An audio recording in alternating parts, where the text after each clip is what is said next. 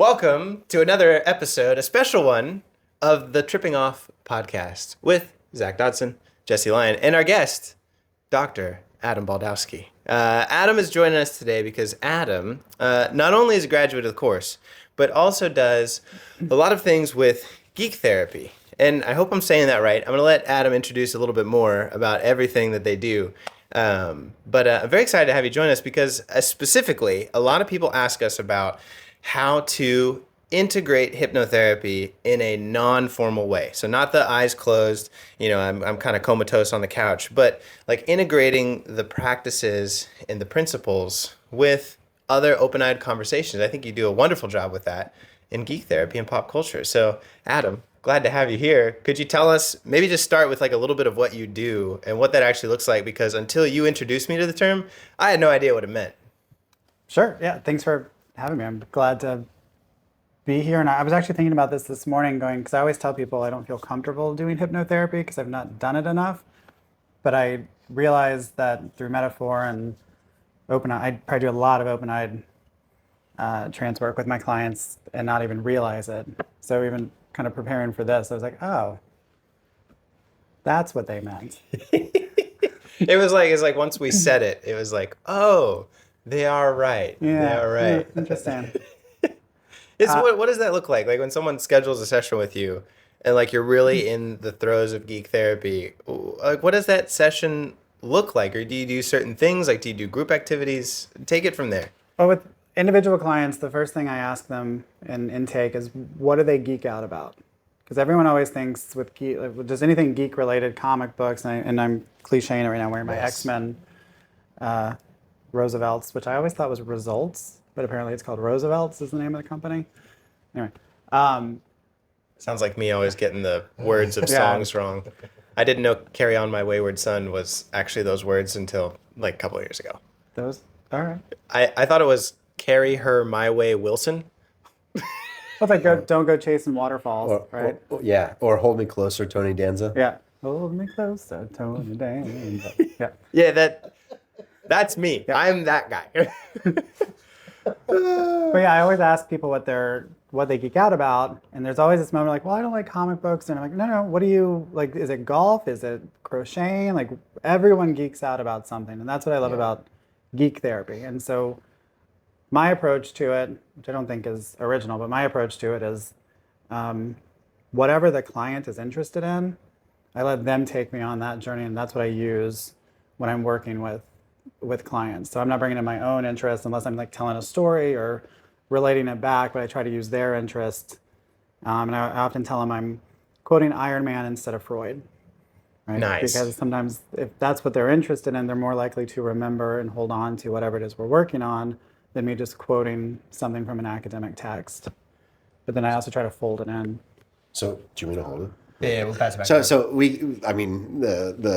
what you're doing there is like using a client's fixation for them, which is fundamentally when we do a whole podcast just on how to use fixations, but maybe this is that. Yeah, we're getting ready to explain is how to use somebody's fixation. Yeah, and I've got a lot of clients who, especially my neurodivergent clients, will fixate on something, and so we can use it to. A lot of times it's a character in a video game, or I have a few clients who love the game Persona, and if Persona comes up, they're like eyes light up, they are like honed in, and so I got a Persona soundtrack that sometimes I'll play with one of my clients, like even before they come in to kind of set the stage, like they're about to get ready for the boss battle to work on their emotions, and so don't go it alone. Do you think there's a subconscious process that causes people to fixate on a certain thing? Like there's a fixation, right? So it's like golf or crocheting or riding motorcycles. How do you see the way that the brain chooses a fixation, and do you utilize that in counseling? I think it goes back to nostalgia. I think it's a comfort for people, and the whole point of nostalgia is a remembrance of simpler times. So that's why we whatever. Like I grew up in the '80s, so my nostalgia is like Stranger Things and '80s and '90s related things. if you're in my house, you'll see me dancing to like Britney Spears or things like that. And I think it's because in our minds, we remember a simpler time. I didn't have to pay bills. I didn't have political stress, and I wasn't out yet. So now we're talking about inner child work. Yeah. I love that. I just had the idea just a couple of weeks ago about the connection between nostalgia and the brain's unconscious attempt to go do inner child work, go back to that time when it was more simple, because I mean, it wasn't more simple, but it felt like it was more simple because there's fractions and IFS work then. Right. And it's like when we, well, my brain just turned off. It's like when we're looking at, nope, it's not there. It went away. Hold on. I'll come back to it. Yeah. Yeah, no, it's okay. Well, I'm thinking about it too. For many of my clients, nostalgia can feel like the issue. Right? I've got one individual, like when they get into a very depressive mood, they really fixate on nostalgic stuff. You know, they curl up in bed, they pull the blanket over their head, and they watch old 90s cartoons. That's it for them. And there's actually apparently some very, very great like YouTube videos where it'll be like 3-hour long YouTube video, but it's like the 90s show with the 90s commercials in between. And that's like key for them. They're also neurodivergent. But for them, like the nostalgia is almost a sign or symptom of slipping back into the depression. How do you think about that? I mean, because for some of my clients, it can be, they perceive it as the issue, the nostalgia.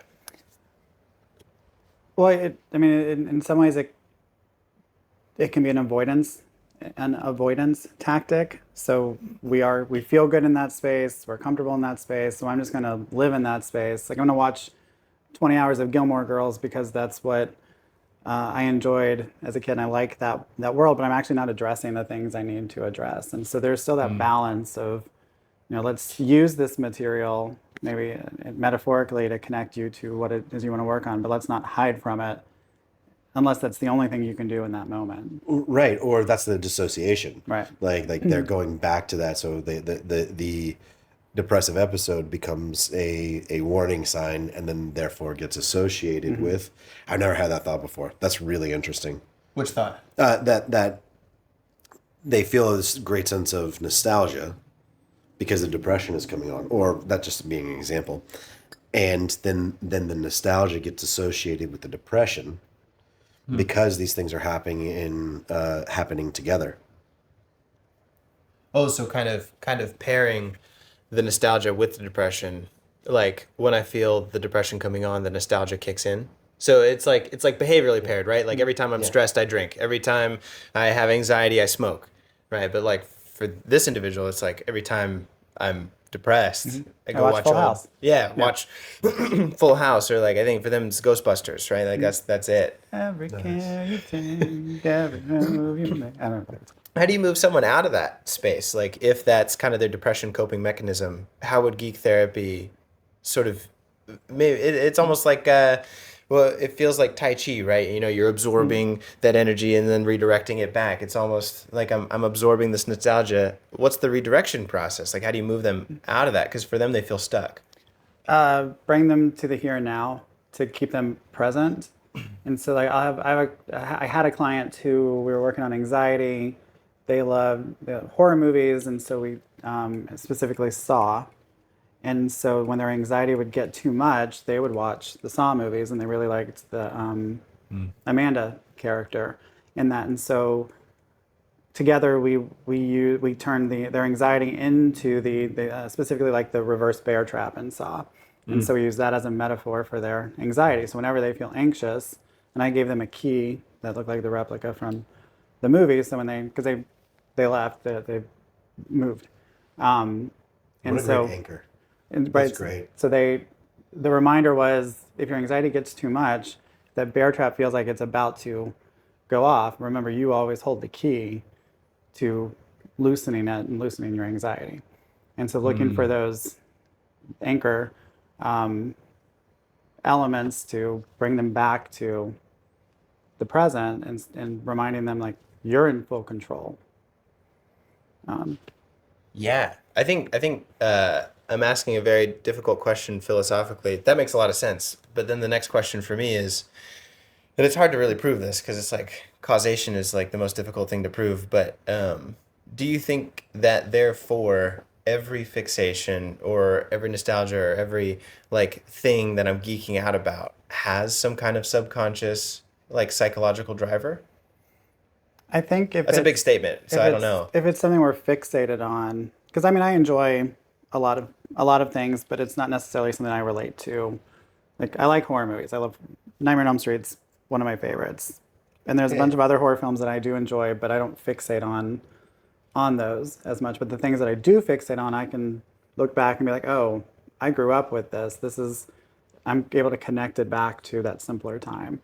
So, and I think with like a lot of my neurodivergent clients, their fixation is how they make sense of the world too. And so like the clients that I have who love video games, we often have a conversation of what is it about that character, or what do you relate to that character? Because they might talk about a specific character in a game that they enjoy. I'm I love when you have new thoughts. That's like my favorite. Okay. Yeah. And so go now for it. my brain's like, Adam,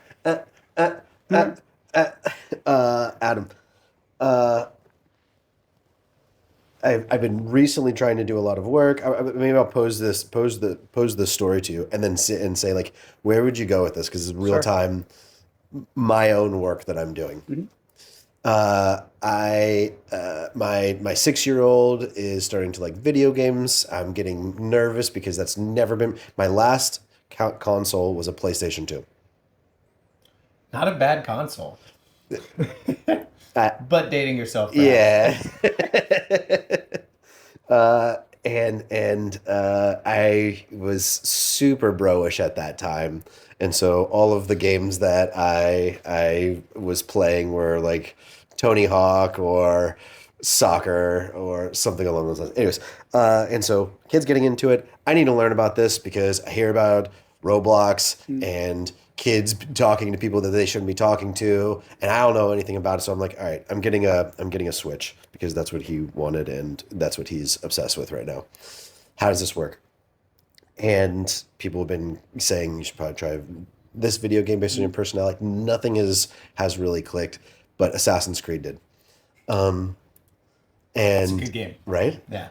Also knowing you, appropriate. Right. Yeah. But so that's kind of the idea. Why would that how do you know that? I mean, there's a tactical element to Assassin's Creed. It's adventurous. It's been a while since I played it. It's single player, correct? So you can explore these open worlds. Open world, yeah. Right. So just knowing your personality and just, I don't know, you're a tactical person. Like you like to analyze and think through things. And I think there's a lot of puzzle elements to Assassin's Creed that would fit into that. And so if I didn't know you and you were coming in to see me, then we might have a conversation about, oh, you're interested in games. It's something you enjoy. What is, right. I would start exploring that with you. What is it about Assassin's Creed? Well, I didn't even recognize it. One of my clients says, "Oh yeah, do you know that? Do you remember when Notre Dame caught on fire? You know that one of the things that they used to rebuild it was Assassin's Creed. No way. Yeah, they volunteered the plans because they mapped it out 3D and everything for one of the games, and they're like, we don't have plans that are that specific for Notre Dame. One, why don't you? Two, that was awesome that Assassin's Creed was just like, yeah, take everything, like use it all to reconstruct it. They reconstructed almost exactly the way that it was. You knew this. Wow. Yeah. That was crazy to me. And so it's also the mapping that's so, and when you said that, the thing that came to my mind was I have to wrap my head around every little detail of things that I'm working on personally. And it needs to be so specific, and I have to have all of the knowledge, and I have to do all of that mapping out of said concept.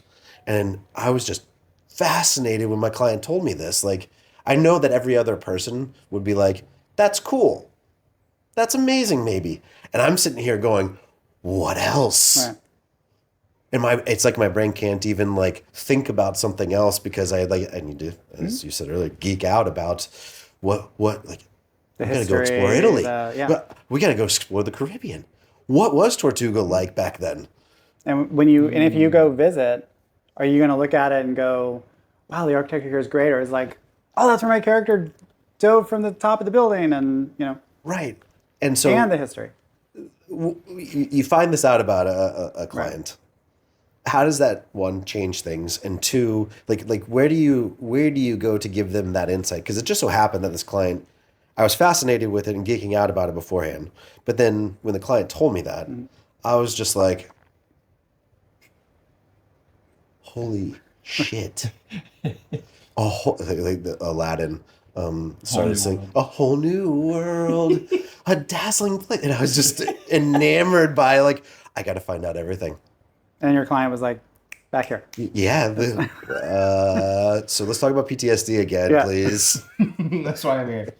Actually, Geek Therapy, I often said that I went to Rollins for my master's, and I said Rollins gave me the knowledge to learn what it means to be a counselor. Geek Therapy gave me permission to be the counselor that I want to be.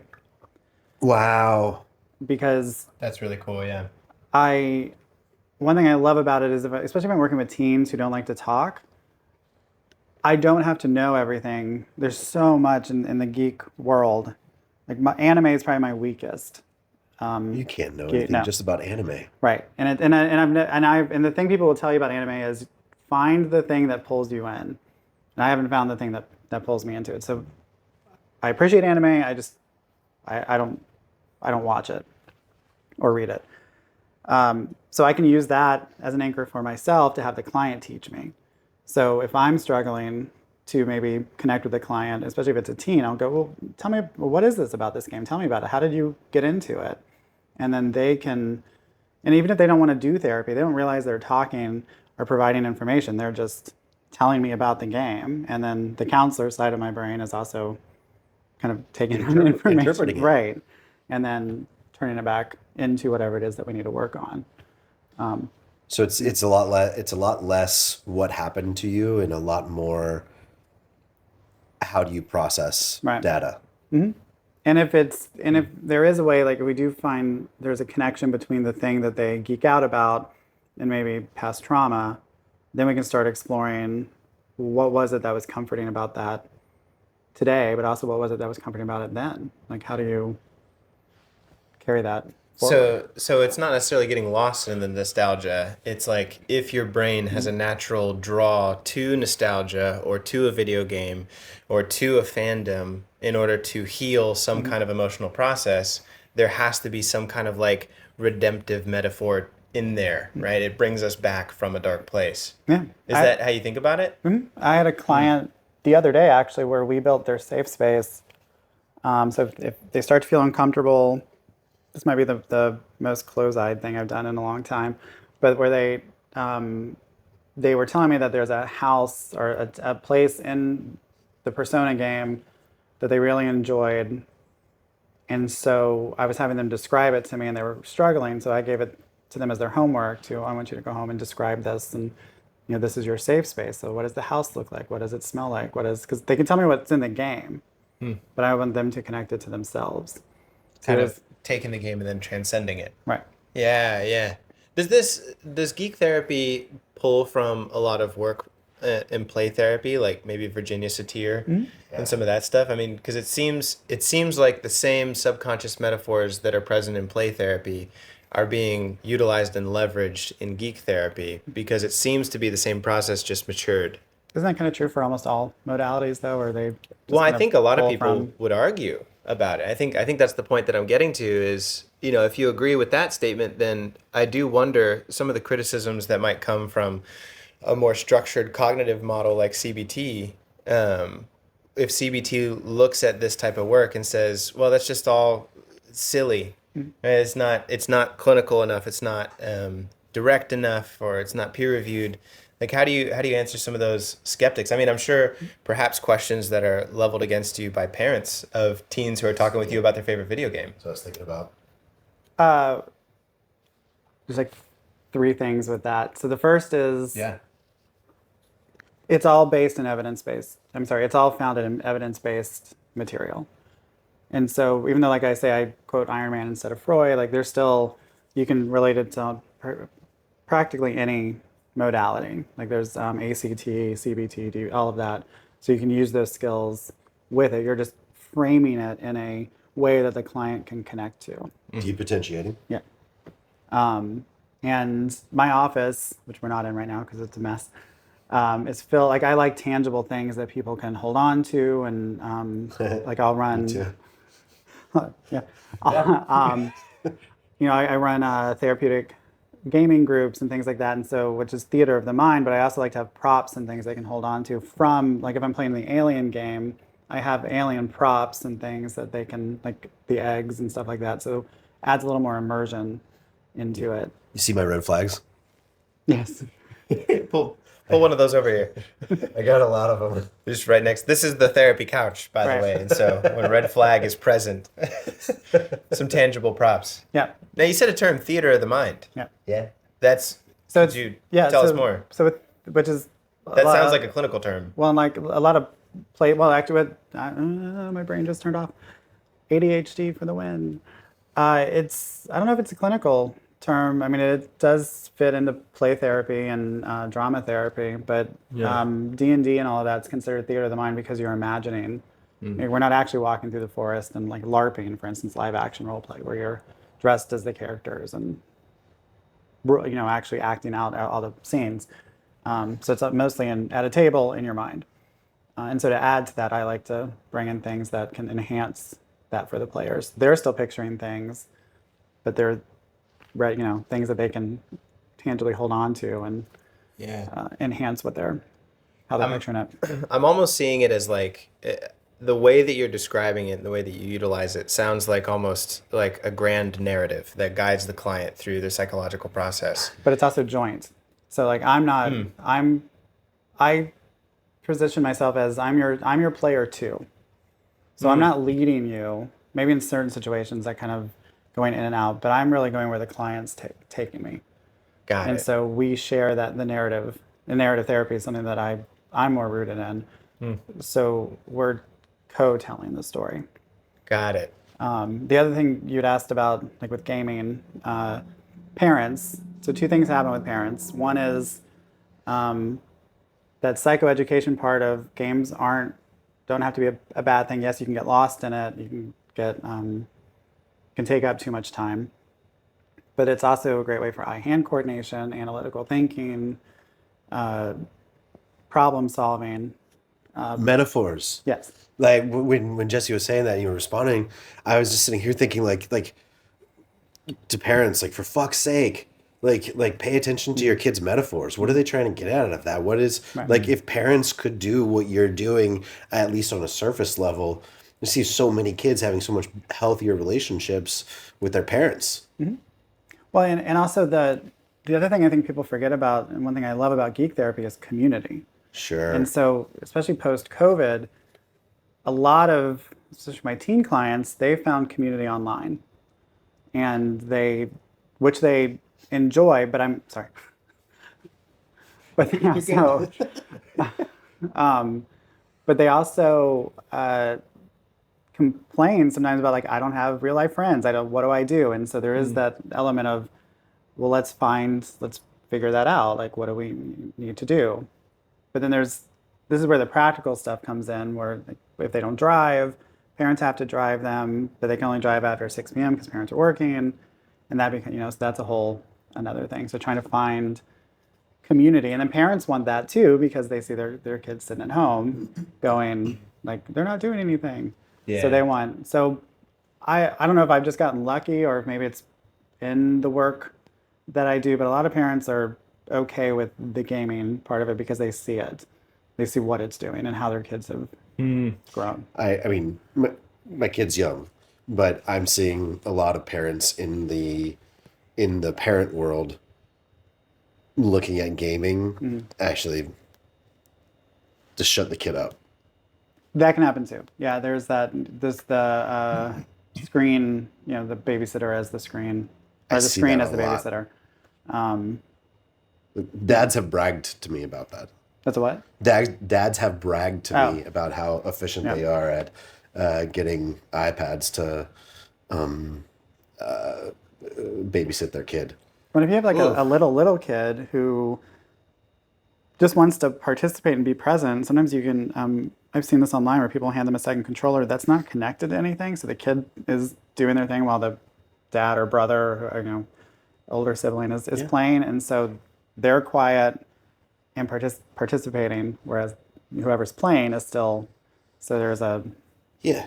Well, and not only that, but just like I'm thinking now, just participating with my kid, even with just like YouTube. My kid loves Mr. Beast and watching like silly soccer videos. So I saw this, like, maybe I take some advice from you about how to go deeper with this. I think I did a pretty good job, but I why do you like Mr. Beast? I don't know. What's your favorite video? The one that, I don't know, he adopted out like 100 dogs. And I was like, why do you like the adoption process? And his dog our dog had recently passed away, and he's just like, I don't know, it makes me feel he said something about it makes me miss Grace, and I want to adopt another dog. And I was just like crying, talking to my 6-year-old about how but he didn't make the connection until I asked that question. Right. He was just watching one Mr. Beast after another Mr. Beast. And I asked him why I like soccer. And then he said, because you like soccer. You want to watch the video with me? Yes, anytime now. Where's that green flag? Right? Yeah. Where's that? Right. I was like, but I told him, I don't want you to like soccer just because I like it, but I will watch this with you. Like, sounds a lot of fun. But that's how it, like, we like a lot of things we like because we're introduced to it. Like, one thing about geek culture that I absolutely cannot stand is the gatekeeping part of it. Interesting. Just because somebody like I'm wearing this X-Men shirt, I don't even know where to start with X-Men anymore because there's been 1,000 different iterations. Yeah. But you'll run into people, especially with like music or, movies, comics, and you're like, oh, I like X-Men. Yeah, but you didn't really like, you just like it because of the Marvel shows. And it's like, but if that was my intro into it, why is that a problem? So there can be a lot of toxicity in the fandom space too, but a lot of really great community. Yeah, so maybe we're back on that topic of community, and I think we're focusing on children sometimes, but I would think that there would be parallels here too. Like, if you can introduce some principles of geek therapy with like your partner or your friends, like, or even, I even think bosses to employees in business relationships, if you can show even just a small amount of interest, you're actually communicating something much deeper and a deeper empathetic connection with that other individual, whatever kind of significant relationship they pose in your life. Absolutely. It doesn't have to just be kids, right? Absolutely. I saw this meme that said, Grandpa, we didn't have autism back in my day. Also, Grandpa, but here's my collection of different size strings. Right? You got something there. Here's my stamp collection. Here's my bottle cap collection. Those spoons. Spoons on the wall. Oh my, which my mom has or had. And like when my dad's about to sell his house, I'm like, I want those spoons. Yeah. My dad has a yardstick collection. No, that's weird. Thousands of yardsticks. Are their yardsticks, are they different? Nope. No, all right. But this is what really interested him. I got to go talk to him about this now. But, because he has thousands. In my high school house, we had like a play/movie room, living room, and you know how people do like the wood on the walls, the I forgot what that's called. The wood paneling. Yeah. Just wood paneling. Yeah, that's what I think. He had unless you're the Gaineses from Texas, and it's shiplap. Shiplap. That's the word that I was looking for. But wood paneling. It's about $20,000 more to do shiplap than it is wood paneling.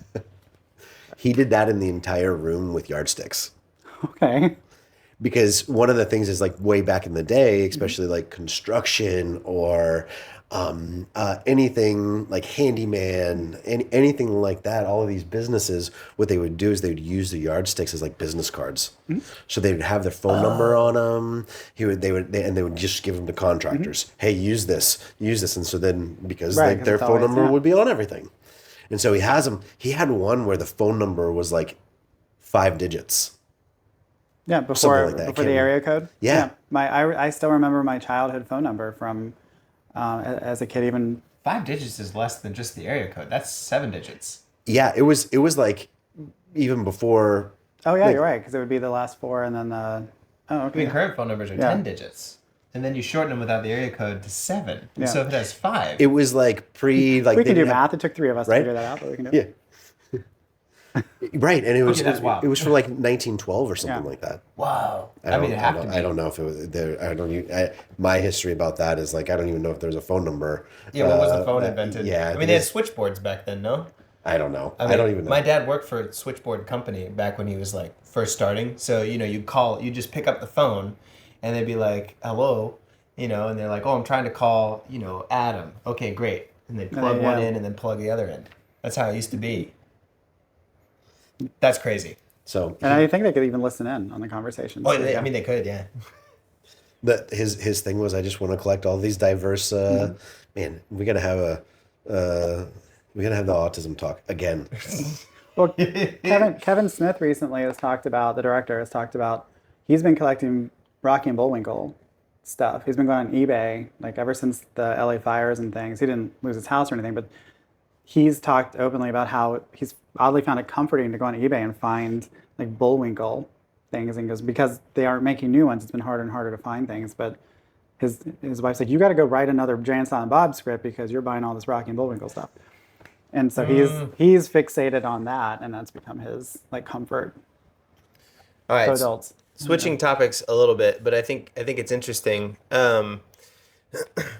As this is a lot, but as you see the world seem to get progressively more secular, like we used to have this grand guiding narrative of religion, and as religion has kind of fallen out of favor because of maybe that's because of more science, maybe that's because we're communicating more and we're recognizing that there's a bunch of different religions. Do you see this being a connection with that human need for a guiding narrative, and so people latch on to a guiding narrative that feels authentic to them? Could you speak, at all just about that connection of seemingly the need for human beings to have a guiding narrative, and perhaps this geek culture is a replacement for that guiding narrative that previously was occupied by religion? I think I would answer that with a question of, why can't geek culture also be its own religion? Yeah, I think that's what I'm interested in. Is Yeah. like, do you see it that way? Is there a psychological truth behind that? Like, we do need something to geek out about because there's this need for some kind of suggestion of a forward direction, and a narrative provides that suggestion of a forward direction without being too specific. Well, it's all about parasocial relationships, that one-sided relationship between, if it's geek culture, it's between myself and whatever, Joel from The Last of Us, right? I don't know Joel. I don't talk to Joel. If I do talk to Joel, that's a bigger issue. Actually, if Joel talks back to me, that's a bigger issue. Perhaps. Maybe. I mean, you're right. Depends what you're into, I It also guess. depends on what Joel's saying to me. Or what I trained my AI But to the same do. thing, the same thing with religion, though, right? Like, and I'm not trying to diminish anyone's religion or following, but it's still, in a lot of ways, a one-sided relationship where we're talking to this higher being and we're reading this book, we're getting our moral code or just messages from the lessons being taught. Same is true for a comic book or a TV show or a golfer who cusses out the hole because he missed, like it's all soccer, like the fact that you said to your kid, I don't want you to like it just because I like it, but what if you're the only way that he can get into it, and seeing your enjoyment of it might help him enjoy it at the same time. So here's an interesting follow-up question then. It seems like there can be several things that we geek out about. Some of them have an implicit narrative, and other ones are just sort of a topic of fixation. Do you think even in the topic of fixation, there is this kind of core narrative as well? Like, if golf there is still a narrative within golf, though it may be more topical. Inside of collecting yardsticks, there still is a narrative inside of that geek out about golf. Some of them, like Iron Man or X-Men have like a pretty obvious narrative. Sure. But is there a narrative behind all of these things, or am I missing kind of a key point here? I think there is, but I think it's maybe more overt in the fictional fandoms. But like if you're talking like sports, for instance, I mean, my dad would say all the time, I love my dad, but he would say all the time, I don't understand how you can watch people play video games. And I'm like, I don't understand how you can watch people play golf. It's like, well, I'm like, it's the same thing, just a different format. But he learns like the backstory of some of the players and learns he collects golf balls. He's got buckets of golf balls. My grandpa too, actually. Fun fact, if you get those giant marshmallows and throw them on the golf course, they look like golf balls from a distance. So you can really mess with golfers. That's great. That's hilarious. Little tidbit. Yeah. So I don't know if so there is still a narrative. Yeah. Yeah. There's also a personal narrative too, because like I'm a real fan, unlike everybody else. Oh yes, yeah. Like right, yeah. like I was fans of that band when they were in that underground. Yep. That place, I signed the wall. Yep. There's the gatekeeping again. Yeah, exactly. Yeah. So there's the narrative of like what this says, like sports rules, competition, hard work, whatever we could talk about there, but also like what we do as real fans in order to make it so that our team wins is A, B, and C. Well, and let's take it a step further and make it more complicated for us as counselors. But what do we do when the fandom that the person enjoys, not just the fandom, but the creator of the fandom has gone toxic and has divided the fandom? We don't know anything about that here in Orlando. Right. But not even just That's a great question. But how do you answer it? I feel like it's person specific. So like if we look at, and I'm not trying to make a political or comment on like J.K. Rowling, but I'll use her as an example. I did. So Harry Potter has a lot of meaning to a lot of people in the trans community because the stories are rooted in chosen family, strength, just believing in yourself. But then there's a lot of toxicity that came from what she's put online. So there's a lot of people in the community who, if you like Harry Potter, you still follow it, then you are betraying our community. But then there are people who are like, but growing up, this is how I figured out who I am. This is who, like, I love these, I can't stand this person. I can't stand what they're for, but I love the message that's within that. And so then that becomes even deeper of how do I, as the fan, reconcile that and still stay true to my community, but not abandon the community that got me to where I am. And I think there's a lot of religious parallels there with like, a pastor or an author who writes a book that's truly inspiring to those of a certain religious sect. And then they find out that this person did some pretty egregious things on the back end. It's like, does that therefore mean that their works are totally errant? Right. And I would say no, not necessarily. I think it's just a comment on the fallibility of a single human mind, right? Right. Well, when you put one person up, like I grew up as a huge Joss Whedon fan. Okay. I love Joss Whedon. I love Buffy the Vampire Slayer. I wanted to be a writer because of Joss Whedon. And then it's come out recently that he's had some problems, not quite to the level of others, just kind of a jerk on set among, that's probably painting it very lightly. But it doesn't take away what Buffy meant for me. And there's also like 1,000 people who worked on that production as well. So should one person completely diminish that meaning for me? But I don't have to support other stuff he does. I don't have to throw away the stuff that's in my office. I've already bought it prior to, That's fair. And then what that brings up is, again, parts work. Is like what a great metaphor for the work that I need to do inside of myself, which is there's one toxic part. Does that mean that I'm a bad person?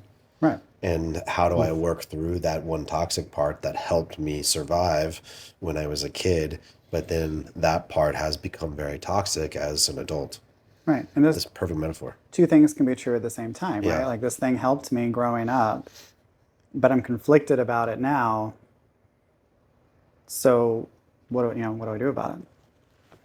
Yeah, that's interesting. I know we're kind of running out of time, and I have another question that I think should be explored. In hypnotherapy, there's a key principle called depotentiation, which is when you take sort of the normal narrative and the unconscious expectation about what happens next. Some stories are very predictable. You can kind of tell what's going to happen in chapter 2 because, what was set up in chapter 1 shows naturally what should follow next. But sometimes a very skilled writer will create a chapter 2 that's almost a non sequitur to chapter 1, almost on purpose to engage the reader. I think that's something that we do a lot in hypnotherapy, which is, I think Zach's going to do one thing, but then he does something totally out of the blue. And now that creates the reactive response where I search inside for meaning because it didn't follow. So I need to reorganize my narrative. And that's a key piece of hypnotherapy. I think, do you see that being applied in geek therapy? And I'm thinking specifically when we get into the nostalgia, because the narrative is very predictable and that allows me to ruminate in my depression. It seems like that would lend itself to being a key place to interject depotentiation. Is that a key part of geek therapy? Do you see that as being connected? I think so. I have 2 examples that come to mind. One is I had a client who was resistant to therapy. They tried different therapists, and they were into Gundam, the big robots that, and again, it's part of anime. I don't know a lot about it other than this person loved Gundam. And they were a big community, yeah. They were shamed for it because they're an adult, and people were like, you're an adult. You got to stop playing with this. And so I was like, well, if you went home tonight and came back next week, what would your Gundam have that would help you fight anxiety if anxiety was a monster? And they're like, oh, no, I don't know. And they came back the next week and was like, I didn't know therapy could be fun like this was. And they had drawn it out. They had thought about, I didn't think that I could think about Gundam. I don't have to hide it. I can actually talk about it. And it knocked them out of two parts. It knocked them out of that therapy resistant side, but it also got them out of that shame spiral as well. And then I have another client who they're neurodivergent, and they live their life in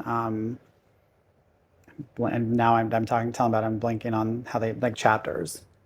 They don't refer to them as chapters, but it's like sagas or books, because that's how their animes are written, and so they're arc. They live in arcs, and so right now my arc hasn't been written. I don't know what to do, and so I will admit I'm struggling with that as the counselor, trying to because they have a narrative that's been written for them, right, and now it's unwritten, and so I'm working with them to manage expectations, and it hasn't been written yet, but is that because you haven't?